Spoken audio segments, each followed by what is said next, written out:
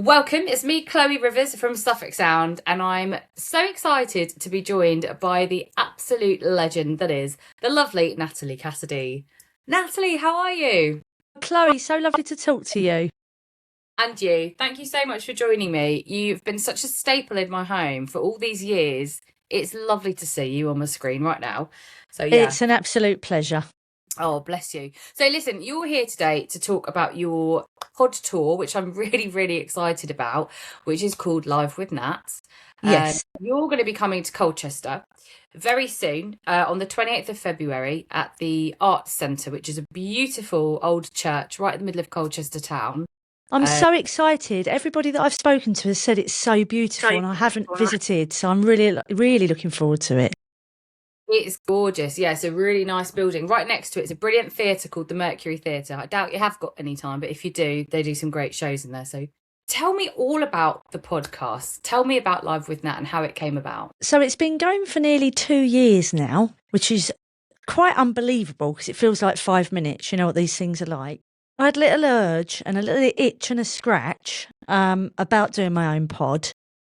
And I wanted it to be a little different to everybody else's because you get loads and loads of podcasts which they have celebrity guests on each one and it's very structured and they're all brilliant. But I thought, what about just going on and talking to my family members about the mundane things in life? And that's what I did. So we just started. I've got my lovely nieces who join me and people say, oh, are they children? Actually, I was an auntie at 3 years old. So my brother is 60. So it's a very complicated family tree. But my nieces are like my sisters, my best friends. So we have a lot of banter about our kids and school runs and being late and relationships and all that sort of thing.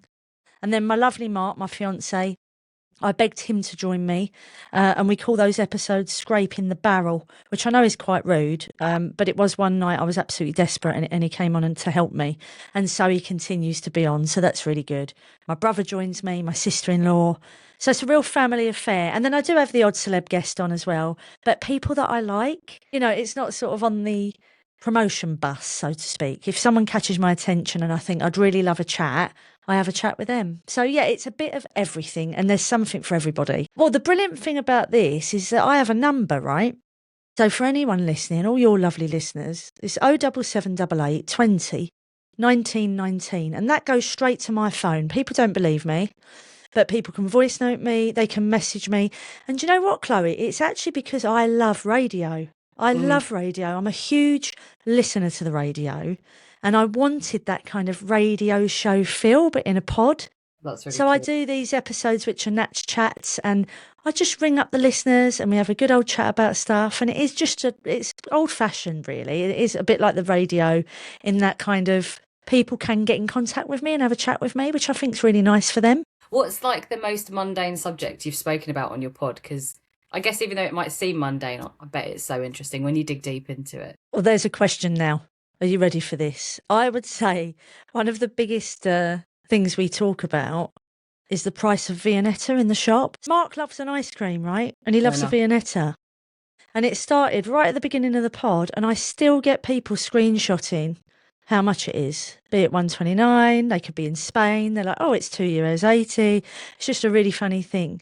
We talk about things like, well, I can ask you a question. Let's get you involved with the debate.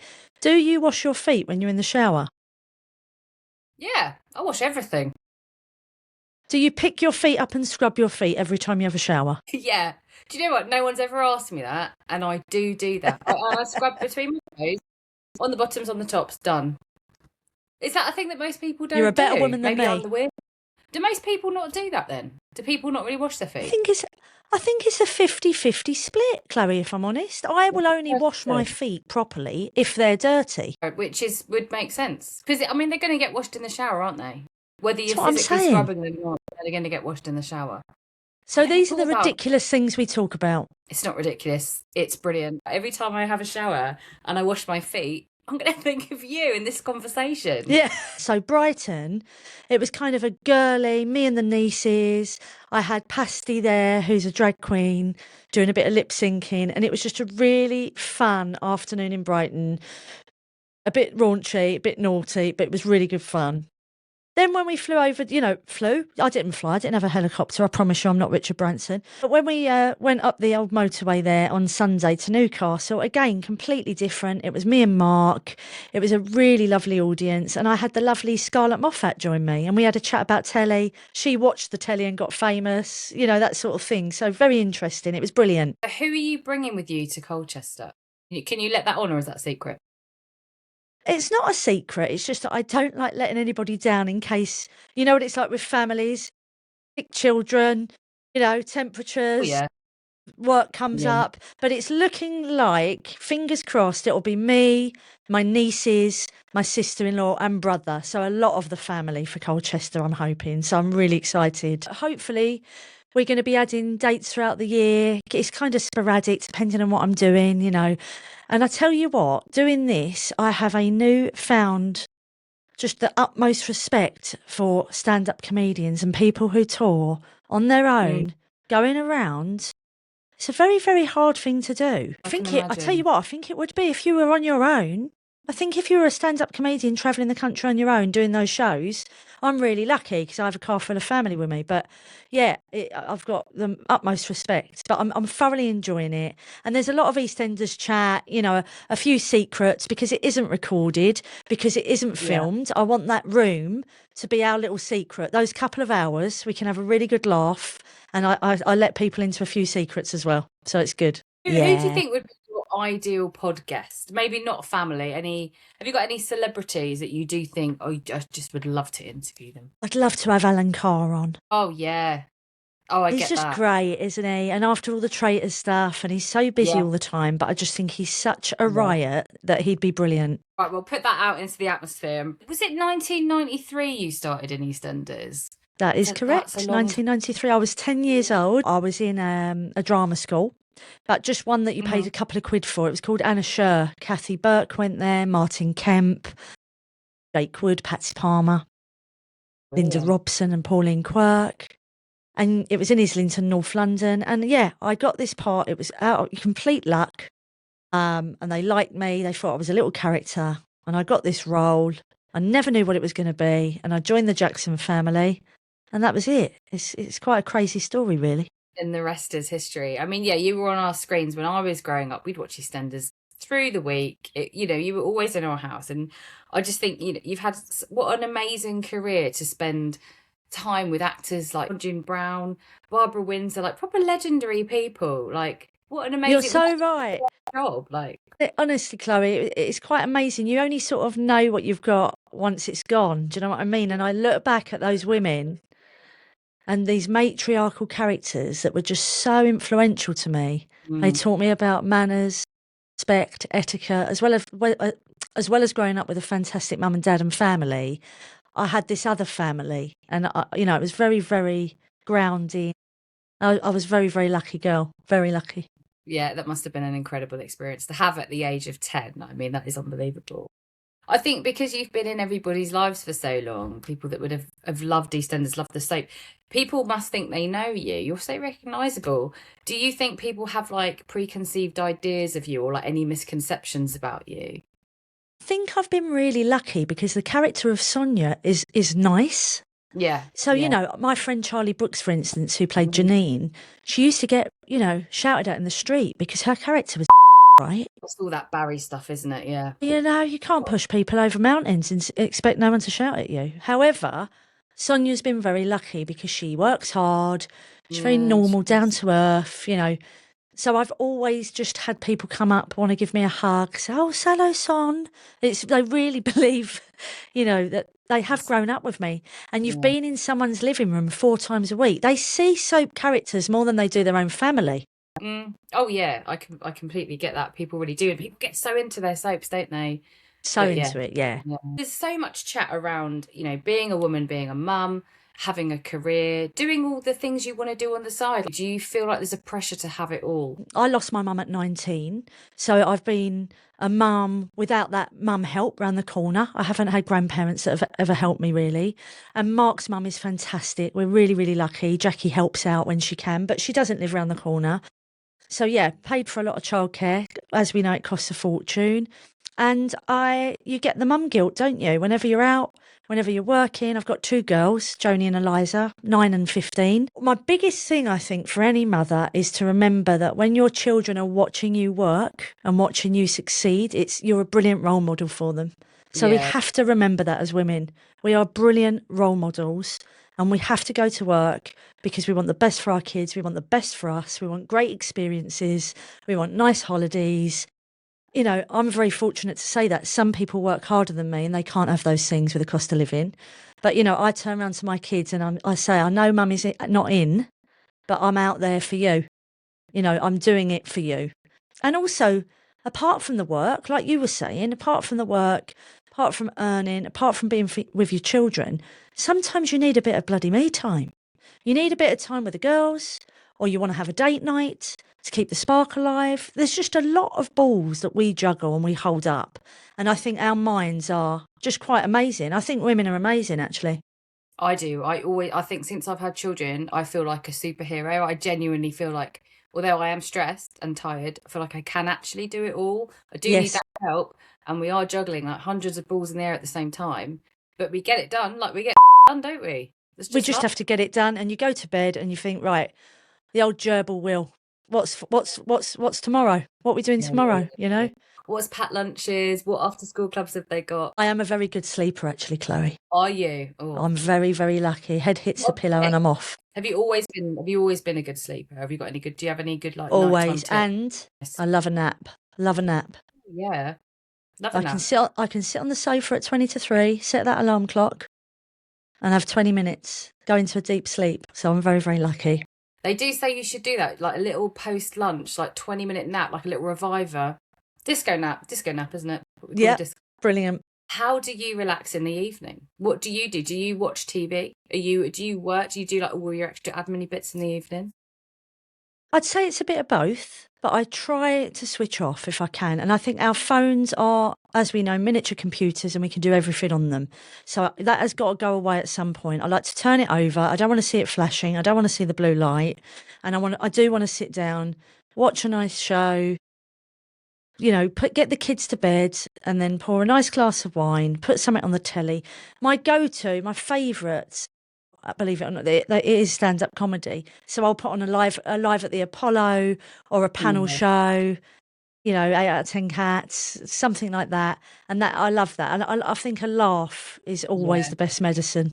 I would agree. Like, there's so much heavy news at the moment, and I think I Yes. love watching live shows as well, what pre-recorded live shows, because it kind of makes you feel like that you're there, don't it, with the audience, like laughing along. Yeah, that I love Graham Norton for that. Do you know what I Yeah, mean? oh, I ledge. love it. It's on a bit Mm. late actually. That's my only problem. Yeah, I'm an early to bed. Well, I'd like to be earlier to bed, but past like 10, 11 o'clock at night, my brain stops working. So I know, Yeah, you know, I I'm can't with keep you. it out. 20th of March is going to be Comic Relief.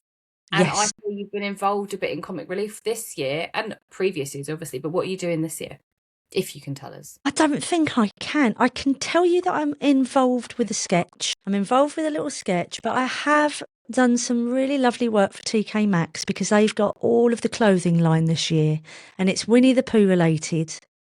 It's absolutely beautiful. So yeah, I've done a little bit of that. I've done a nice shoot with the red noses, which are available to buy on Amazon, and it's just such an amazing cause, Comic Relief. And I've been involved in it for a lot of years, you know. So it's lovely to go back and be a part of it again. Really good fun. Let's Nothing get. better on a Friday, you know, that Comic Relief Friday night. You get home from school with the Mm, kids, you put it on, and you have yeah, those harrowing, you know, really hard stories to yeah, watch, but then you have the fun as well. And I think they've just got the most amazing balance.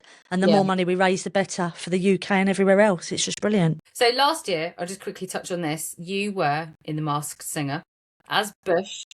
I clocked that. I've got to say, I knew it was you. I knew it. So when you took your little head off, I was like, it's Natalie Cassidy. I knew it. How was that? Did your girls know, or did they not? They didn't know. Girls didn't know. It was a very, very large secret. Yeah, I bet. Mark knew, my agent knew, that was it. I pretended that I was doing a radio job or something. I just said something, Mummy's going out, because, you know, it's 20 questions. Where's Mummy going? But I loved it. It was a great experience. It was actually petrifying because I'm not a singer. But again, I just thought you've got to not take yourself so seriously. And when they showed me the bush costume, I Yeah. thought, here comes the bush. You have to trim your bush. It was so camp. I thought, I've got to be bush, and I've got to have a laugh, and that's what I did. Do you get to choose who you are? They delegate you a character. They show you a few. They're quite incredible, the design team. I love that. Funnily Yeah. enough, this morning I interviewed Ben Fogle, and Yes. I didn't realise he was Sloth. So I had to quickly put that into my questions. I was like, do you mind? Brilliant. I was like, I can't believe you were Sloth. What a great outfit, like with the neon headband and oh god, it was so funny. He's such he's not the sort of person that you would imagine. I love that about the Masked Singer. You never know, do you? No, It's very, very clever. I just want to ask you 3 quick questions. I've called it 3 quick ones. I can't think of anything funny. I think that's quite funny. So here we go. 3 quick questions. Have you got any completely useless talents? I can bite my toenails with ease. Oh, that's a good one. These questions are brilliant. I love it already. That's There a we great go. one. It's twice we've spoken about feet now. Always done it. Yeah. Nice. Oh, well, it serves a purpose for you. It's not completely useless, that one, is it?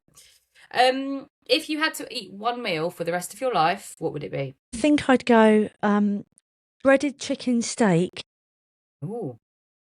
some wedges, homemade wedges, and a nice big salad of rocket and feta with loads of mayonnaise. That's it's not nice. healthy, not with the mayo. The mayo, yeah. If I didn't eat mayonnaise, I'd look like Kate Moss. Yeah, mayonnaise is too nice to give up. Too nice. Kate Moss eats mayonnaise. I'll find out. I'll try and interview her next and ask. Please, if you could. Right, and lastly, if you could give any advice to your younger self, what would it be? Don't go out in an American flagged bandana to nightclubs in the late 90s, early 2000s.